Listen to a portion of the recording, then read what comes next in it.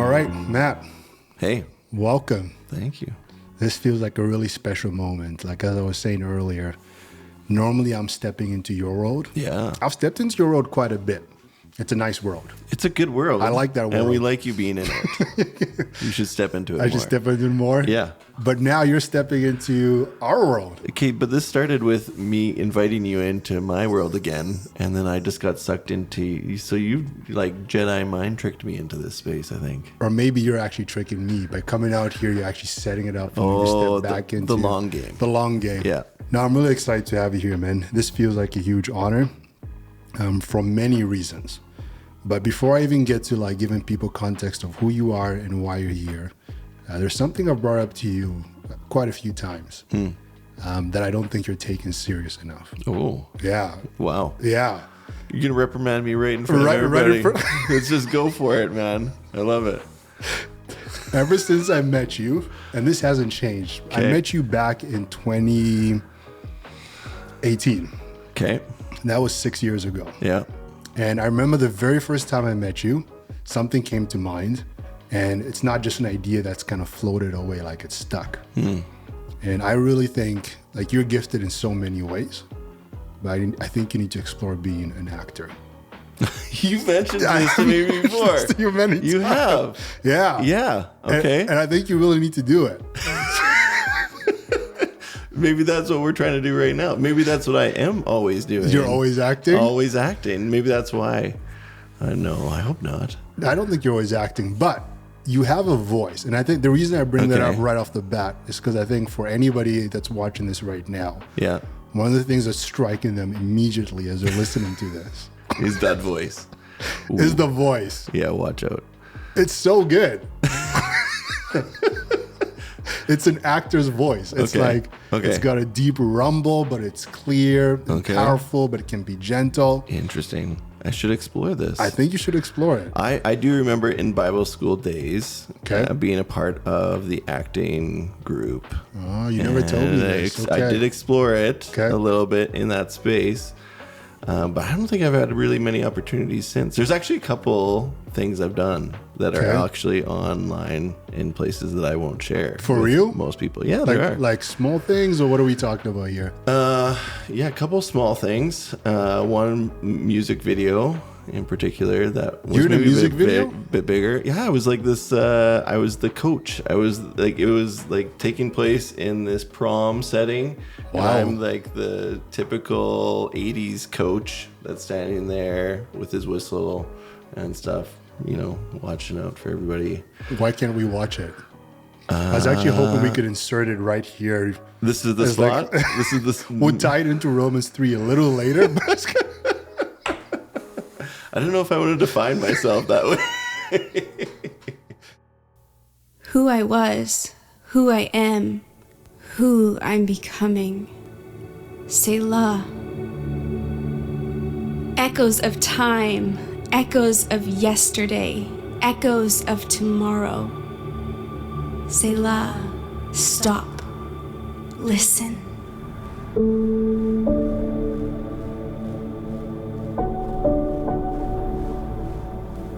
A symphony of timeless truths orchestrated in the halls of ancient wombs. Its melody unravels the tightest noose, conducted by one who cannot lose. Selah. Stop. Listen.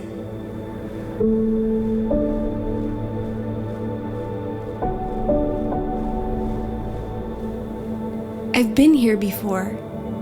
Deja vu? We've been here before.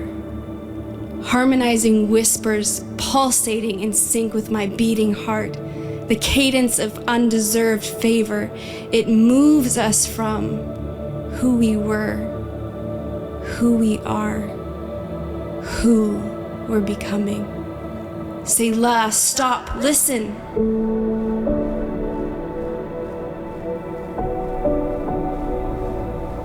How sweet the sound I once was.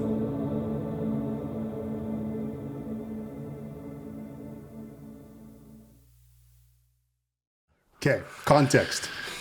so people know who you are and why you're here. Okay. 6 years ago, I was doing an internship, or started an internship at a church in the North End. Yeah, that's right. Church. That's right. Okay. And I think it was in my first week, maybe. The only people I knew were like Paul Winter and a couple other people that had been part of a church I was also previously part of. Right.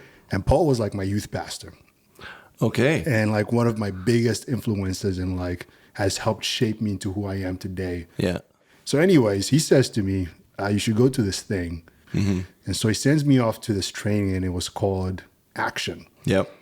And that's the first time I got introduced to Multiply, the organization. Yep. And to the incredible people there, such as you. I do remember us interacting while you were at Living Word. And I do remember that time in Gretna.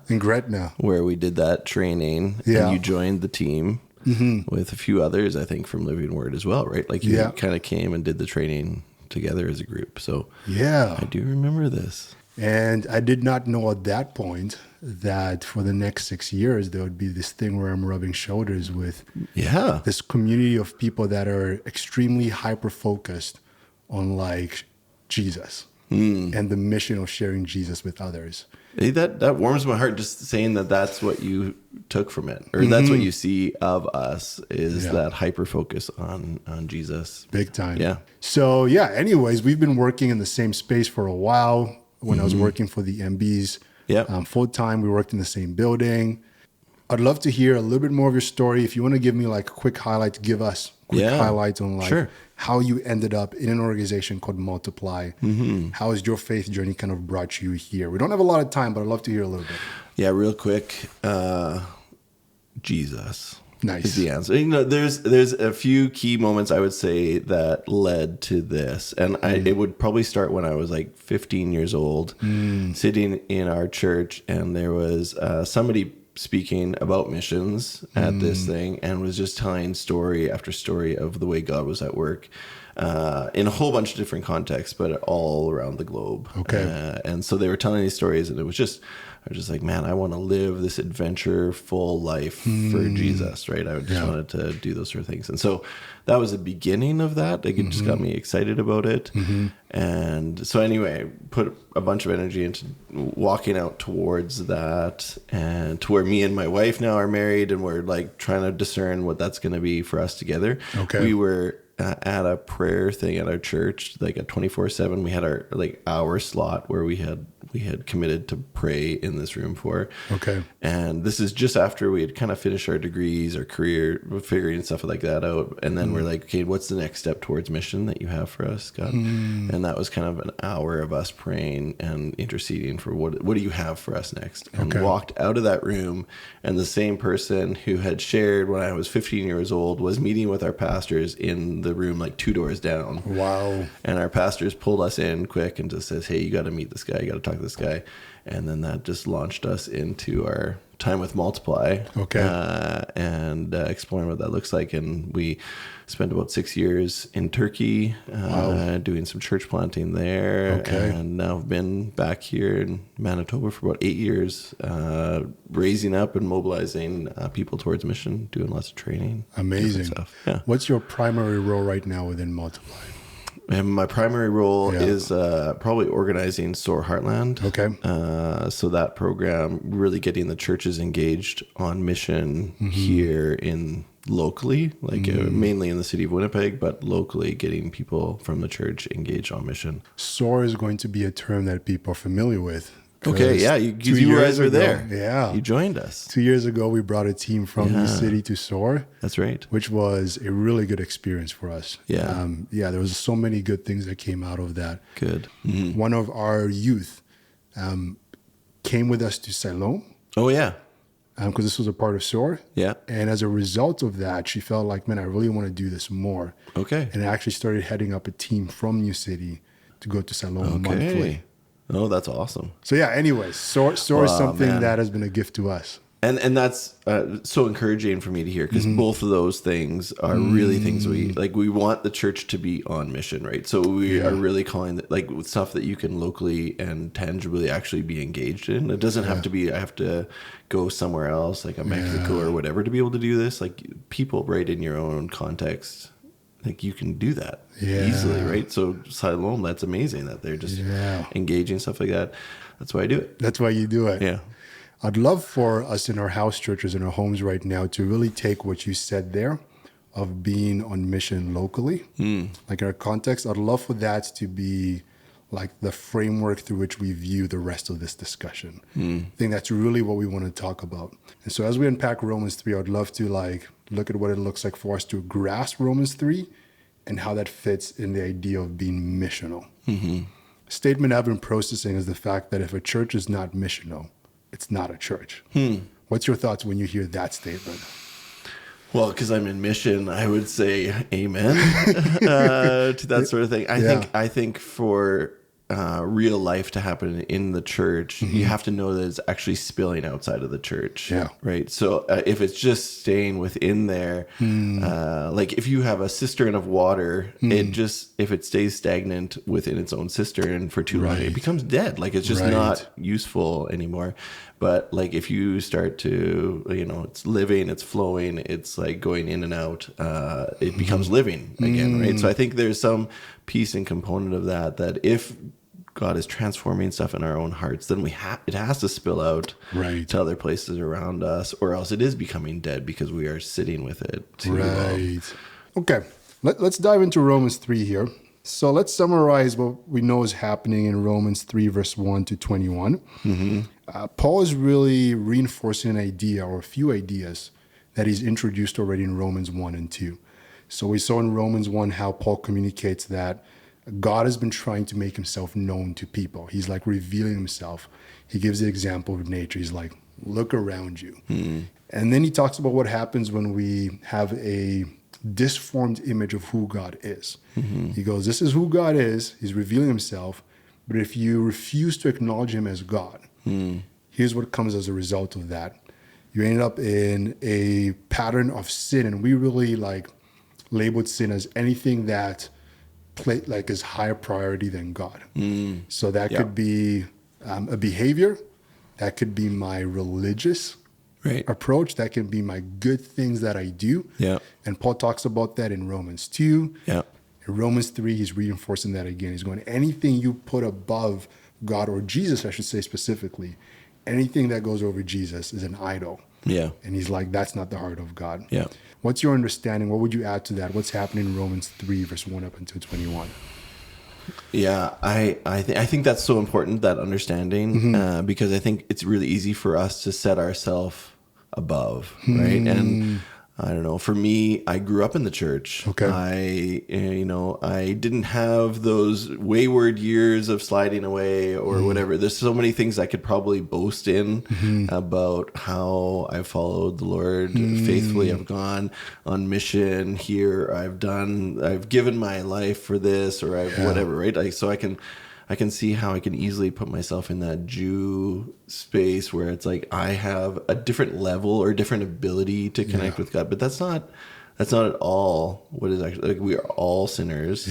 And I think like Paul's really trying to highlight that, like we are all sinners. None of us are righteous. None of us are good enough in this. And if I start trying to put others between me and God to just highlight, oh, I'm at least better than them, or I'm at least not having that issue that they have, right? All of a sudden we're separating ourselves from that actual grace and putting, like you said, like those things ahead of God, or in place of that, and building that idol in front of us, which I think we try to protect ourselves. We try to guard our hearts. We try to build ourselves up. We're trying, maybe it's self-esteem or whatever it is that we're trying to come against, but we put stuff in that place, right?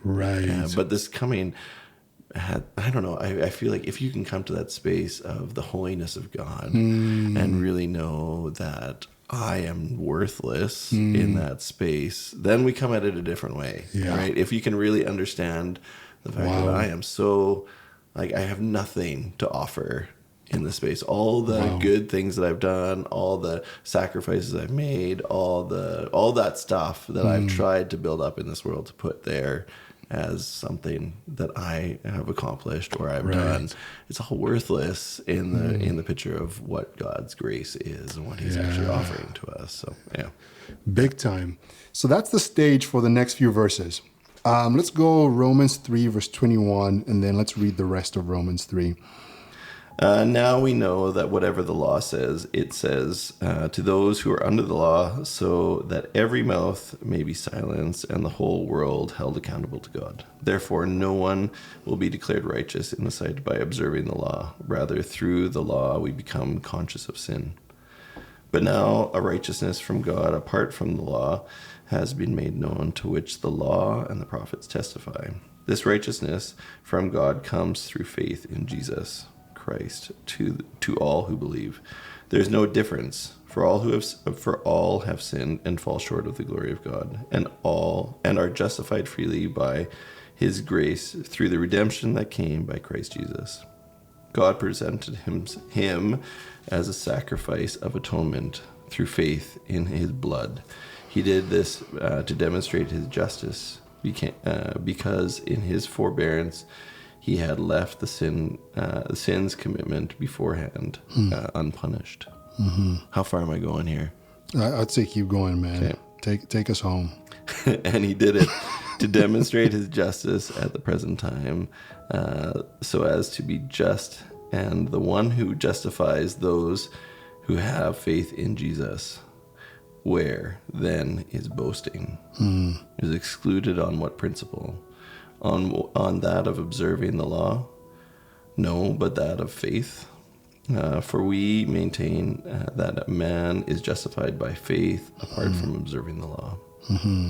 Is God the God of Jews only? Is he not the God of Gentiles too? Yes, of Gentiles too, since there is only one God, who will justify the circumcised by faith and the uncircumcised through that same faith. Do we then nullify the law by this faith? Not at all. Rather, we uphold the law. Okay, so he's saying a lot there. There's a lot happening there. Mm-hmm. Let's zoom in a little bit. If we go to verse 22, it says, in my translation says, we are made right with God by placing our faith in Jesus Christ. And this is true for everyone who believes, no matter who we are.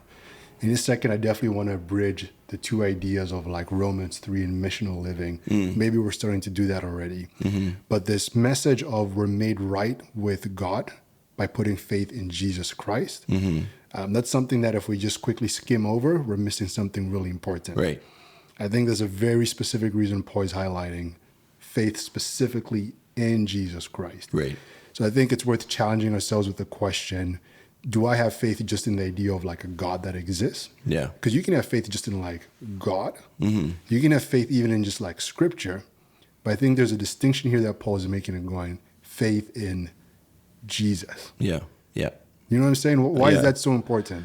Well, and the crucified Jesus is what we're specifically talking here, right? And so like when I think scripture-wise, like I think all of this book points to that person of who Jesus is, right? So it has to be highlighted as the thing that justifies us in that faith. Right? So it's right there for us. Yeah. Because I think if my understanding of relationship with God, if it excludes Jesus, I don't know that I actually have full relationship with God. Is that fair to say? Yeah. I would agree. Like I think there's many religions that are founded on God or a God or many gods. Right. But if you miss the person of who Jesus is and the sacrifice that he did and raising from the dead that he did, then we've missed this point. Yeah. Right. And I think that none of the other stuff, like the story that God, the arc that is created here has to climax at that point of who Jesus is dying on the cross for our sins. Right. What does it now look like for me to walk with others and be missional and bring them to a place where they understand what it means to put their faith in Jesus? Like, what does that compel? Within us? Yeah. To do? Well, and I think it's the transforming work of what the Spirit is doing within us that then compels us to go to my neighbors or my coworkers or whoever around me and be like, hey, you need to know this message because like it has so transformed my life. It has filled something that I didn't even know was fully there and yet was a void that I needed filling and I needed to be reconciled with. Maybe it isn't always the compelled, it's just the good examples that have happened before. Okay. But recently, a good friend of ours, Nasser, who I was having a good conversation with, was telling me about his own conversion, right? So he comes from a Saudi Arabian background, like that's his home culture. And then like God totally reached out to him and drew him to himself, right? So he, just an amazing follower of Jesus, and like that has transformed his life. But one of the pieces that transformed for him was when he walked into a church, he felt like it was a wedding. And when he would walk into the mosque or some of these other religious spaces, he felt like it was a funeral. Interesting. Right. So this difference between life and celebration and something that is, so it was something that he didn't even realize was really happening in his own life. Wow. And then seeing this compelling him to a living God that transforms, right? And not something that doesn't bring life. Wow. So anyway, it was interesting to hear that story within his own self, which then brings him to how he continues to share his faith with others. Which, how are we sincere when we're doing that? How are we humble in that, not thinking ourselves so much better in this scale of stuff, and how are we actually coming to them, and maybe in lots of ways being really curious, right? How am I actually asking you good questions and making you feel honored in this space, not making you feel like I'm the one on the pedestal talking down at you, but how am I coming down and serving you like Jesus would have washed your feet, right? Like, how do I come into that posture and serve you and love you and actually share with you something that is like that piece that you are missing that I so want you just to know about, because it is life. Yeah. So the invitation to others to put their faith in Jesus is one, I love how you stressed it's one we should approach with humility, sincerity, and what was the third one? And curiosity. Curiosity. Yeah.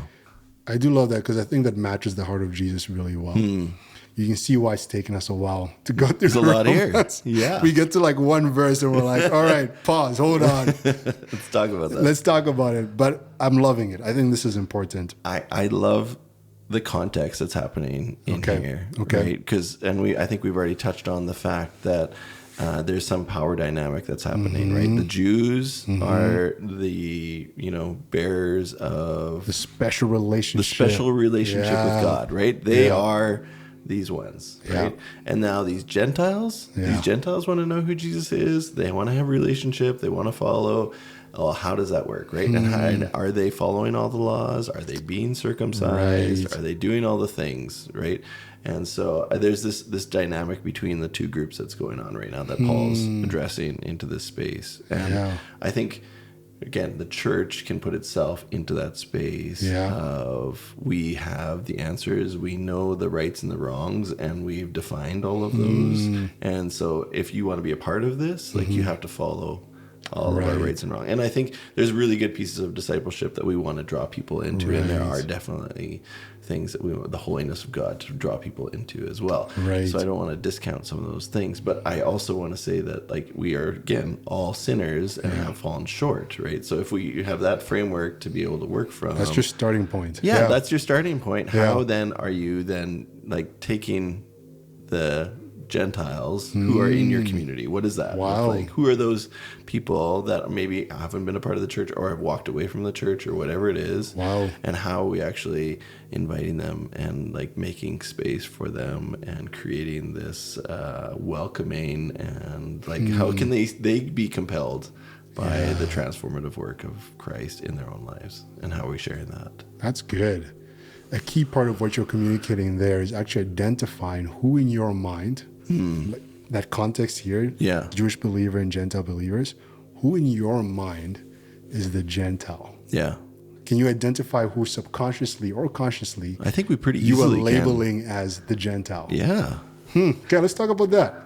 Well, and I think that's pretty easy to identify nowadays, right? We have created good structures to be able to identify who's in and who's out. Wow. And so maybe some of those are some of the things that we have to come and lay down in that process. What are the things that are causing us to feel more righteous and feel others less righteous? So how do we lay those things down and then invite God to do a transformative work in our own hearts?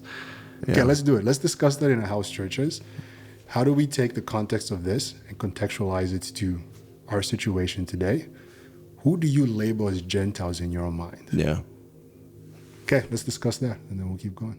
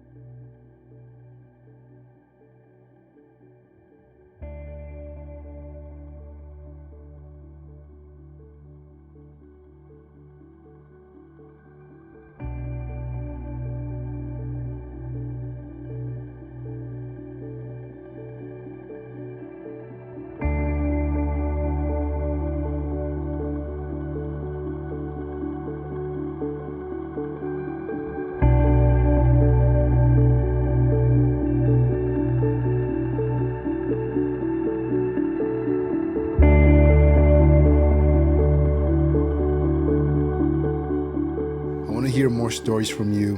I really love for the second half of our discussion to lead us into a discussion in our homes that postures us to really think missionally. I think, again, if we are a community of believers that are not thinking about how we can be on mission in our everyday lives, I think we're missing the entire point, right? Yeah. It's not just about being a disciple. Yeah. It's about making disciples. And if you're making disciples, I think you'll be a disciple. Right. And so I'd love for this second half of the discussion to really lead us towards that posture so we can start to even challenge ourselves. I find I've been going through this course that Erwin McManus puts out, and he has this thing called the 7 frequencies. Okay. And it's different ways of communicating. Yeah. And one of the frequencies that he highlights is the challenger. And I find for me, that's the way I learn the best. And so I feel like I naturally try and communicate even from that place of like, we need to be challenged to grow. Growth does not happen unless we're challenged. Yeah. But for me, there's a deep like desire to be like, how can I be challenged to be more missional? Not from a place, again, of obligation. Right. But from a place of like, this is what it means to love Jesus. Yeah. Do you know what I'm saying? Yeah, I know what you're saying. And it is really hard not to fall into the obligation space. It's really hard not to just be like, I'm checking the boxes and doing these things. And I think going back to the sincerity and curiosity and humility pieces of how like we engage with people around us, like if we are actually curious and engaging in relationship, like I actually get to know that person really well. And in that relationship, all of a sudden, at some point, I think my heart will actually break for that person if I don't see the wholeness of Christ in their life. Right. And I just like, then that's going to spill me into the space of how can I see that come about? Wow. Right. I want that so bad now. And so like every day I'm going to be on my knees praying that this happens. I have a friend that in his shower, he has a list on the wall in his shower of like the 5 people that he's praying for. Wow. And every day is kind of praying for these people and celebrate the stories when he gets to really erase their name off the shower wall, right? Because there is something that has happened in their life that they have, committed their life to Christ at some point or whatever too, right? That's cool. So, but how are we being compelled into some of these moments of spaces? Like, and I think it happens a lot in a relationship. Like we just get to know these people really well and they become a part of our community to some level.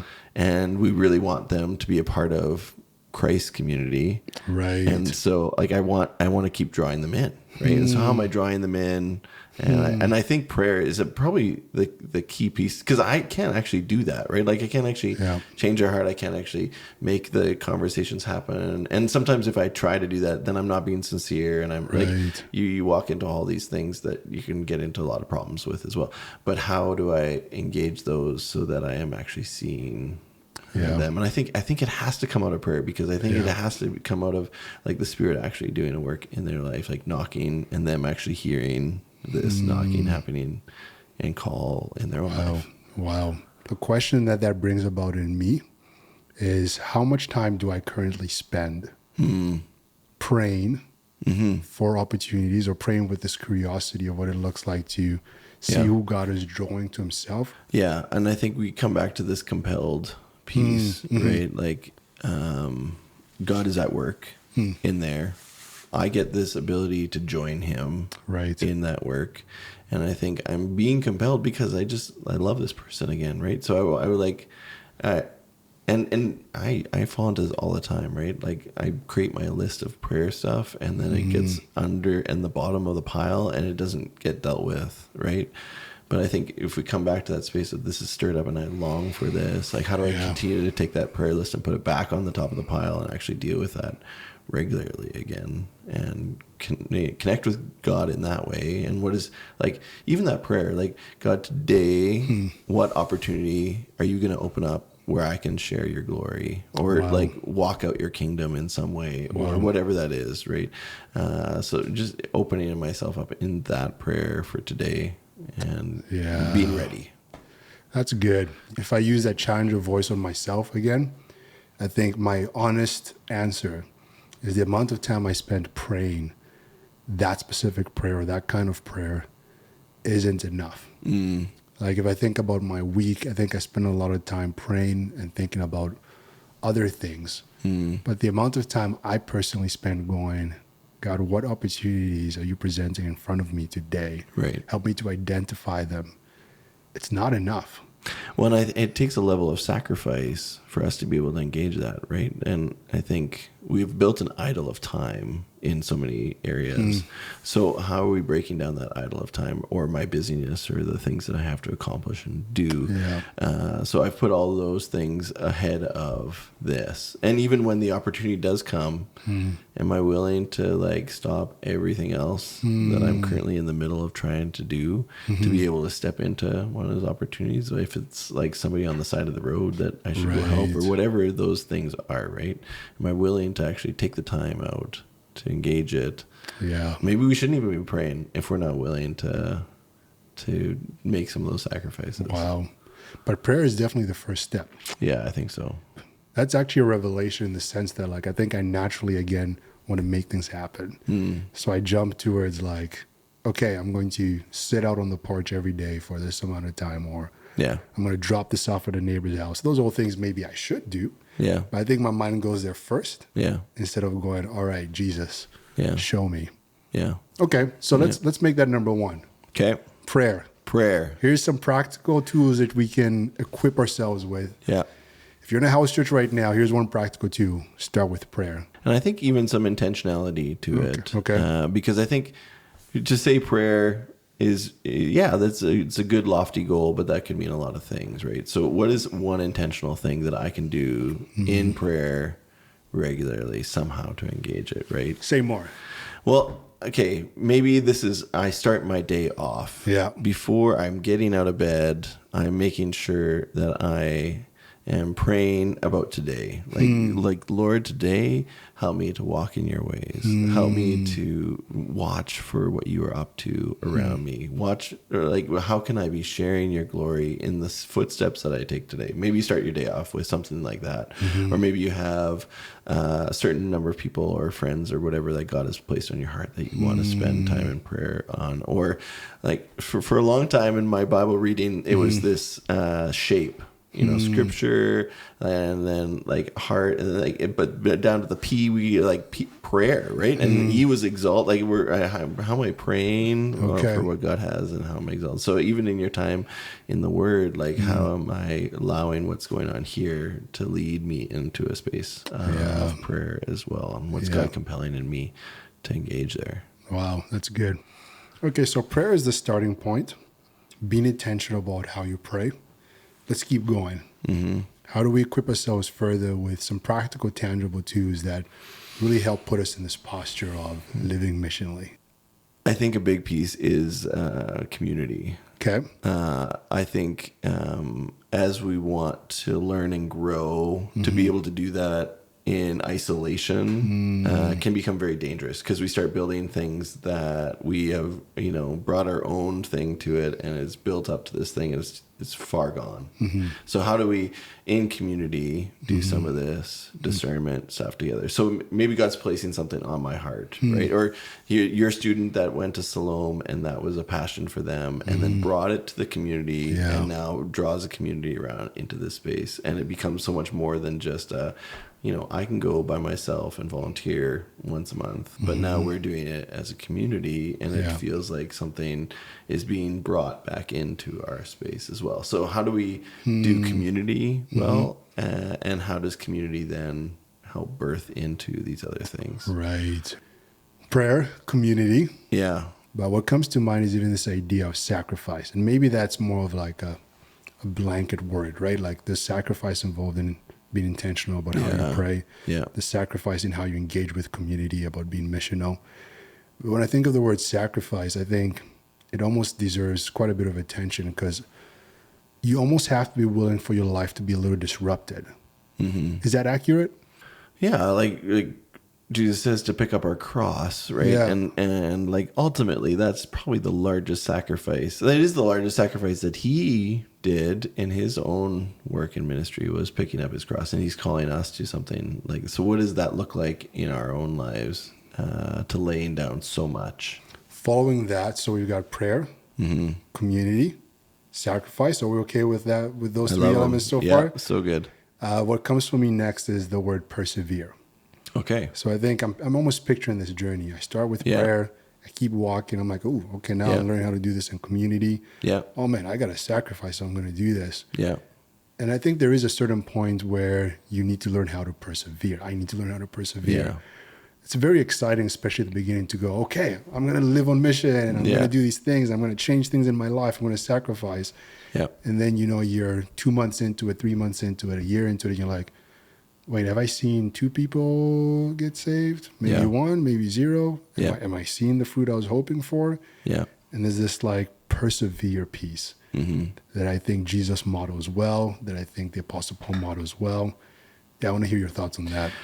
Okay, so I think if we've engaged this for the outcome, then we've probably already come at it the wrong way. The wrong way, yeah. So if we're only engaging this because I want the outcome of whatever, A, B, and C, or I want these people to be saved or whatever. Like I do. I do want that. I do desire that. But if I'm engaging only because that's going to be the outcome, I think we can fall short. Or we can, maybe that wasn't my part to play in it. I think we all play different parts in, the kingdom as well. Yeah. And so as I engage it, I would really because I've heard the stories of this person who shares the gospel and people just weep and come before the feet of Jesus and give their lives to him, right? So I want to be that. I want to play that role. But maybe that's not the role. Maybe I'm the one who's making the cookies to give out at these meetings to be a part of that, right? I think we all kind of play different parts in that. And I think in terms of persevering, I can't control the outcomes. I can't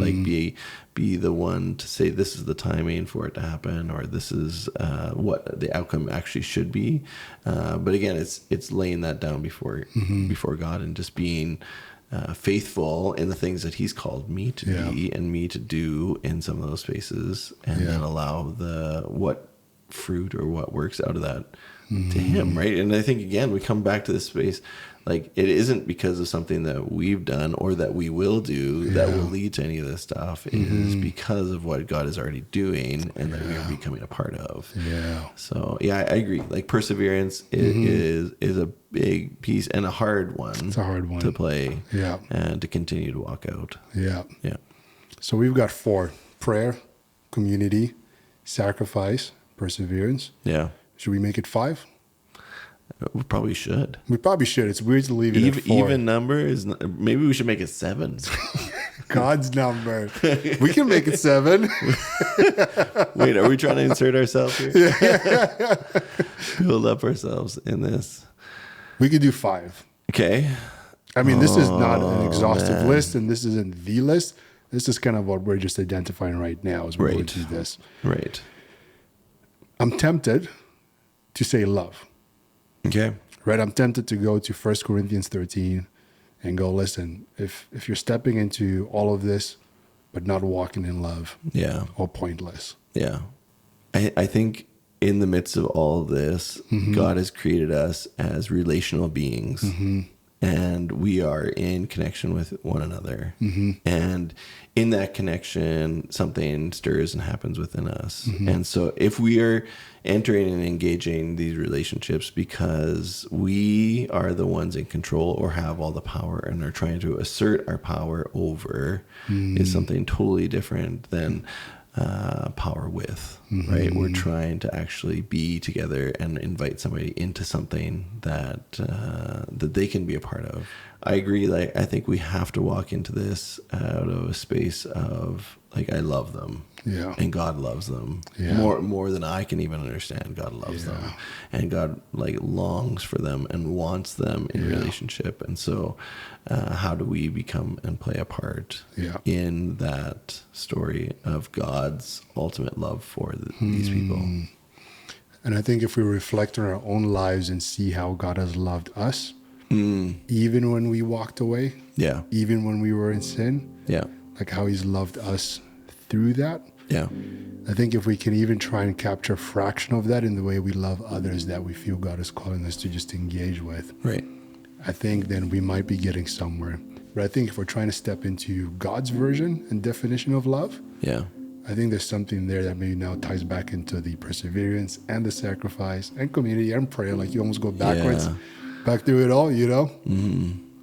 Yeah. I think, okay, so like Christ entered into this space of loving people so well that like on the cross, he's asking that they would be forgiven for what they're doing in those moments. Right. Yeah. And so his love for the people that are actually crucifying him is so evident in that space. Like, how are we then actually loving our enemies, right? Like loving those that aren't loving us, or how are we like stepping into spaces where we're fully loving people without the boundaries. My love only goes this far.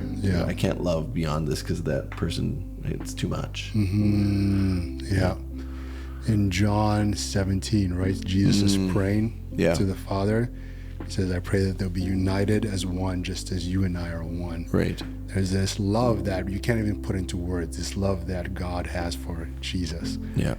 And he's saying, I want that for my body. Yeah. For my children. Unite them like that with each other and with us. Like unite them that way. Yeah. That's a whole nother level of love. Oh, it is. Okay. This is helpful.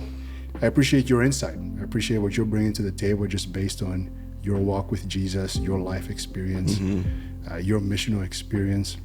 So let's step into our house churches and let's explore now what it looks like to practically embrace these elements. Prayer, community, sacrifice, perseverance, and love within the context of living missionally.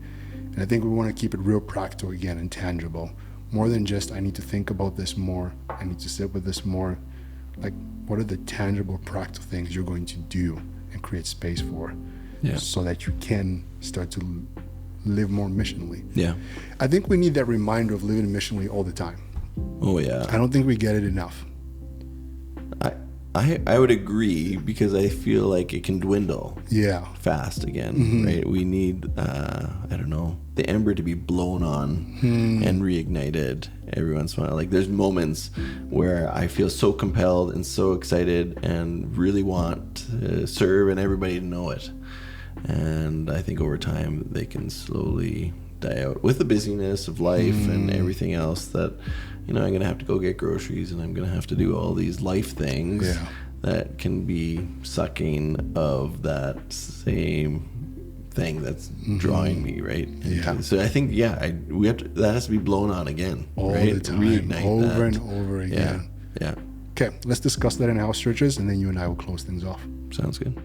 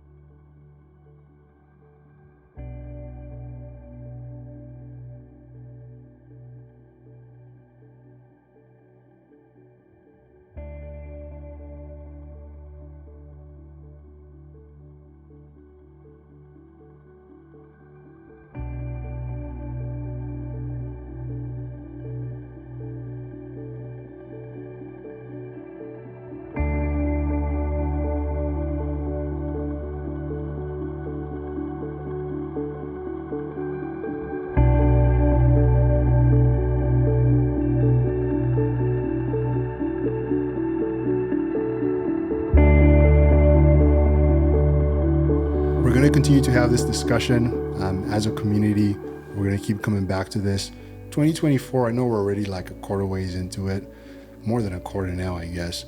But like this is going to be a theme we're really going to make really important. It's going to be top priority in our teaching and our conversations. How do we continue to live more missionally? I mean, there's a certain amount of caution we should take that we don't strive so hard for being missional that we actually miss out on just intimacy with Jesus. Thank you for helping us start this conversation and for joining this conversation. And I don't feel like you just came in as a guest. I feel like you came and joined us. So thank you for doing that. It's been so good. I love the fact that we can just have a conversation around this. And I feel like everybody in their homes can have these conversations too, right? Yeah. Like everybody has their own stories of what God is stirring up in their own hearts. And I think that then builds, and like that's the community piece, right? Yeah. We're building upon one another's piece. Like I'm in the Word and this thing stuck out to me and now I want to go share it, and then you share it with somebody, and then that builds something within them, and we continue to stir within one another. And that's the discipleship component of all this stuff, right? And how then are we then going out and sharing these pieces with others around us? So I love the fact that you guys are sitting in your homes and actually having discussion around this stuff and not just letting it stay stagnant. Two more things as we close off. Number one, are you going to become an actor? Okay, I've been listening to my voice because I edit our podcast. Yeah. And I hate my voice now. Oh, That's the problem. That's just normal. Right? No one likes listening to their own Nobody voice. likes their own voice. So, No. okay, I take the compliment and I accept it. Yeah. There's been a movie crew in our neighborhood lately. Okay. And I see the hours that they work. And Yeah. I'm like, do I really want to do some of that? I don't know. But think about it. Once you get to the Brad Pitt level, which in my humble opinion, you can get to, okay?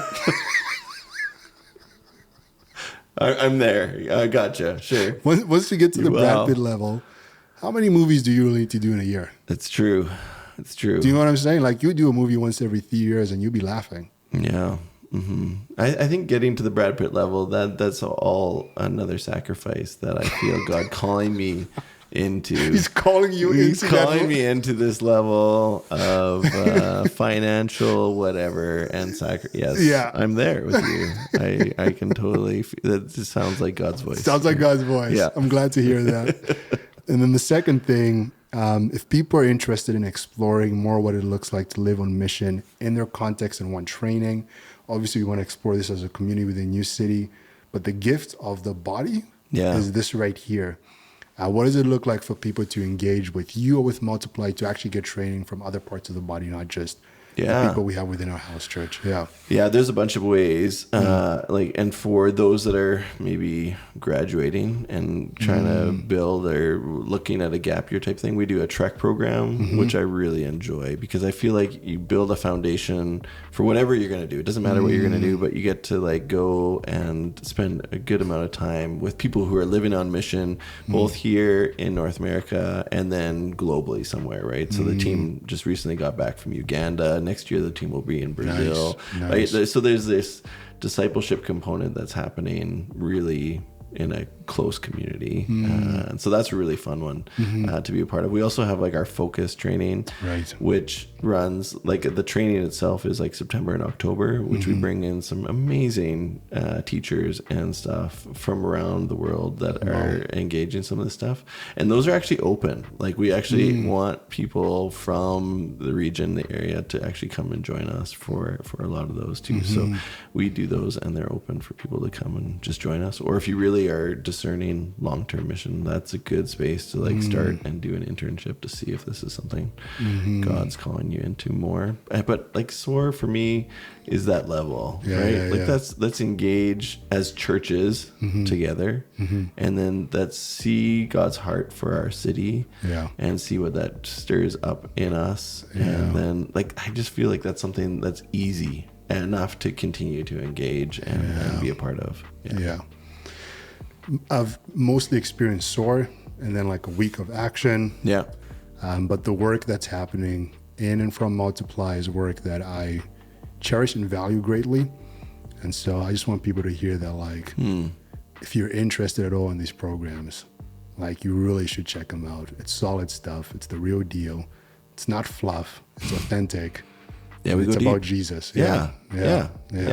And discipleship, like we are Multiply for a reason, right? We want to see the disciples of Jesus multiplied, and so for people to come in and join in that journey. Sweet. Well, thanks, Matt. Yeah. You gonna come back? Join us again? Definitely. We have like 4 more to go. We'll just schedule them out for the rest of the year. There you go. Love it. Awesome, man.